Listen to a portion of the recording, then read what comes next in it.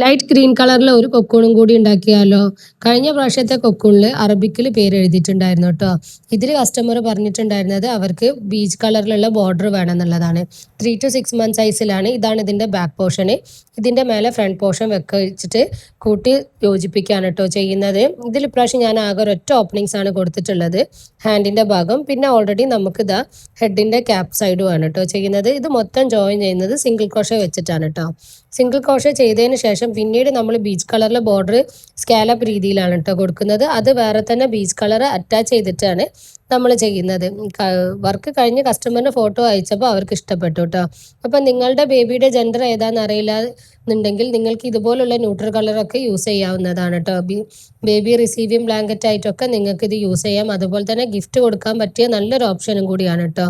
ഇതുപോലുള്ള കസ്റ്റം ഓർഡേഴ്സിന് നിങ്ങൾക്ക് എന്നെ കോൺടാക്ട് ചെയ്യാവുന്നതാണ്. Thank you.